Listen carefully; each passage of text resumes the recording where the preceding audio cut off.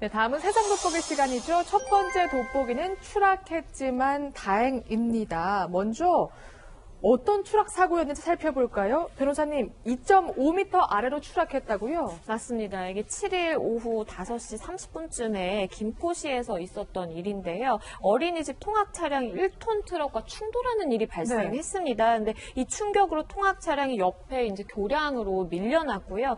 교량 가드레일을 부수고 약 2.5m 높이 다리 아래에 롱수로로 떨어지게 됩니다. 근데 그 신호등이 없었어요, 이 길에는. 그리고 굉장히 이제 폭이 좁은 교량이었기 때문에 그 충돌로 인해서 이제 옆으로 밀려나면서 이렇게 추락하게 된 것으로 보입니다. 네.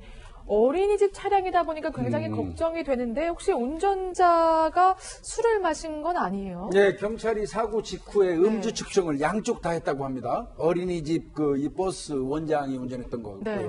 그다음에 이제 추돌한 이 트럭 운전자 두 사람을 음주 측정을 했더니 음주를 한 사실은 없었고요. 네.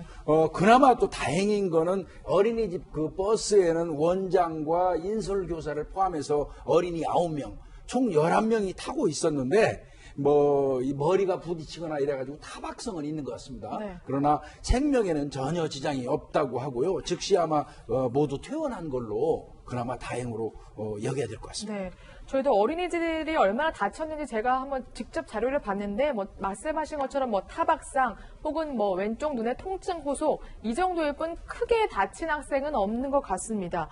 이유가 있겠죠, 교수님? 예, 차량이 교량 아래로 떨어졌는데 네. 일반적인 사고에 비해서는 상당히 피해가 적었다라고 하는데 정말 이제 불행 중 다행이라고 하지 않을 수가 없고요. 근데 거기에 반드시 이유가 있었습니다. 네. 해당 그 어린이집이 평소에 이 아이들에 대해서 안전교육을 아주 철저하게 시키는 것으로 알려져 있는데 우선 이제 거기에는 5살 미만 아이도 있었는데요. 전혀 아주 심한 그 부상을 입지 않았다라고 하는데 핵심적인 게 뭐냐면 모든 탑승원들이 안전띠를 하고 있었어요. 그렇군요. 네. 그리고 이제 두 번째로 또 이제 도와준 것이 그 교량의 높이가 상당히 높았다면 또 피해가 컸을 텐데 이 교량 높이가 상당히 좀 낮았다라 그래요. 그리고 이제 밑에 떨어진 그 농수로가 이 콘크리트 바닥까지 딱딱한 것이 아니라 거기 진흙 바닥이라서 떨어지는 순간에 충격을 좀 흡수를 하지 않았나라고 생각이 되는데 실제로 이 여러 가지 그 운도 좋았고 그다음에 제일 중요한 것이 평소에 안전교육을 확실하게 시켜서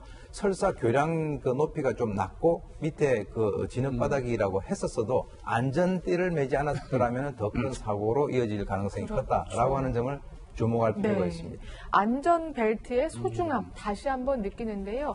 그럼에도 불구하고 왜 사고가 났는지는 따져봐야 될 것 같은데요. 현재까지는 경찰에서 어느 쪽 과실인지를 지금 판단하지 못하고 있는 것 같습니다. 그래서 각자의 차량에 있는 블랙박스하고 인근에 있는 CCTV를 분석해서 어느 쪽에 이 과실이 있는지 여부를 따진다고 하고 있습니다. 네, 알겠습니다. 그럼 다음 돋보기 여러분 확인해 보시죠.